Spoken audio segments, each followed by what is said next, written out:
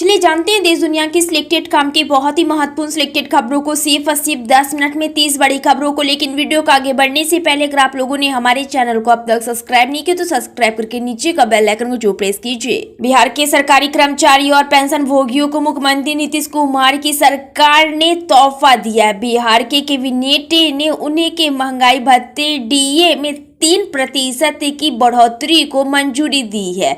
मुख्यमंत्री नीतीश कुमार की अध्यक्षता में राज्य कैबिनेट की बैठक हुई। इस बैठक में महंगाई भत्ते में वृद्धि का निर्णय लिया गया। महाराष्ट्र में चुनाव से पहले बार पलटवार की राजनीति चरम पर है। एमवीए जहां महायुक्त पर हमला बोल रही है तो वहीं महायुक्त ने उस पर झूठे वादे करने का आरोप लगाया।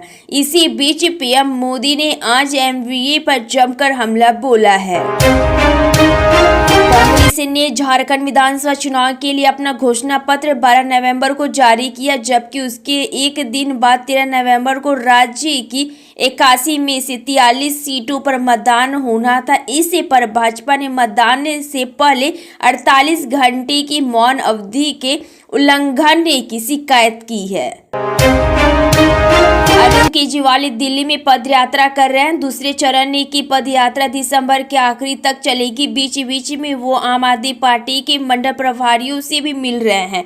मंडल प्रभारियों को क्या करना है और क्या नहीं करना है ये सभी मौके पर ही बता और समझा दे रहे हैं और आगे हाथ आगाह भी कर देते हैं। और सभी मौजूदा विधायकों को टिकट मिलेगा ये कोई मानकर ना चले, मतलब बहुतों के टिकट कटने जा रहे हैं। ओडिशा के मुख्यमंत्री मोहन चरण मांझी ने किसानों की आर्थिक स्थिति में सुधार लाने के उद्देश्य से बड़ी राहत की घोषणा की है। अखिल भारतीय सहकारी सप्ताह 2024 के समारोह में मांझी ने बाढ़, चक्रवात और कीटों के हमलों जैसी प्राकृतिक आपदाओं से जूझ रहे किसानों के लिए प्रति क्विंटल धान पर 800 रुपये का अतिरिक्त भुगतान करने का निर्णय लिया।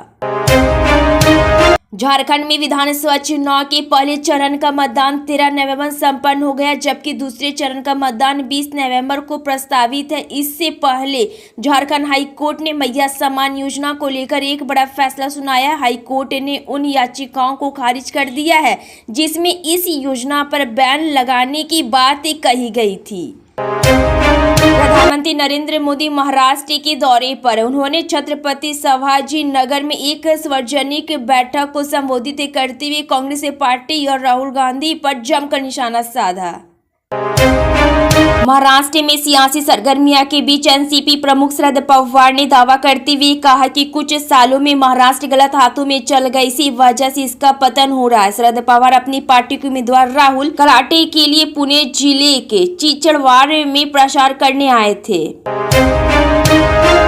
भारत की समुद्री व्यापार क्षमताओं को बढ़ाने के उद्देश्य से सरकार ने महाराष्ट्र के समुद्र तट पर एक नए वर्धमान बंदरगाह प्रोजेक्ट का ऐलान किया। यह पहल भारत के वैश्विक व्यापार संबंधों को मजबूत करने के साथ साथ क्षेत्रीय अर्थव्यवस्था को भी महत्वपूर्ण रूप से बढ़ावा देने के लिए तैयार है।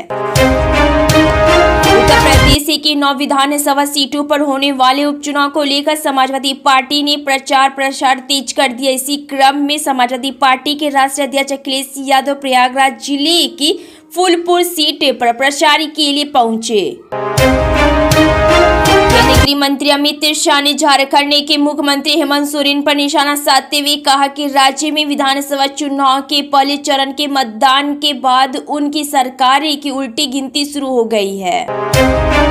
कांग्रेस नेता राहुल गांधी ने उत्तर प्रदेश सरकार और उत्तर प्रदेश लोक सेवा आयोग यूपीपीएससी के रवैये पर कड़ी आलोचना की है। उनका कहना है कि प्रयागराज में प्रतियोगी छात्रों के साथ यूपी सरकार और आयोग का व्यवहार असंवेदनशील और दुर्भाग्यपूर्ण है। दिल्ली मेयर चुनाव में आप की राज्यसभा सांसद स्वाति मालीवाल ने वोट नहीं किया। कांग्रेस के साथ पारदर्शियों ने भी मेयर के लिए वोटिंग नहीं की। कांग्रेस ने फैसला लिया है कि वो इस चुनाव में शामिल नहीं होंगी। फिलहाल मेयर पद के लिए वोटिंग खत्म हो गई है। प्रधानमंत्री नरेंद्र मोदी द्वारा राहुल गांधी पर कोरा संविधान दिखाने के आरोप पर पलटवार करते हुए लोकसभा में विपक्ष के नेता ने कहा कि प्रधानमंत्री को संविधान कोरा लगता है क्योंकि उन्होंने अपने जीवन में इसे कभी पढ़ा ही नहीं है। दिल्ली में अगले साल फरवरी में विधानसभा का चुनाव होने वाला है। उससे पहले पूर्व मुख्यमंत्री और आम आदमी पार्टी के राष्ट्रीय संयोजक अरविंद केजरीवाल पत्नी सुनीता केजरीवाल के साथ तिरुपति के बालाजी मंदिर में दर्शन करने पहुंचे। गृह मंत्री अमित शाह ने झारखंड के मुख्यमंत्री हेमंत सोरेन पर जोरदार हमला करते हुए कहा कि भाजपा 30 नवंबर को सोरेन एंड कंपनी को अलविदा कह देगी।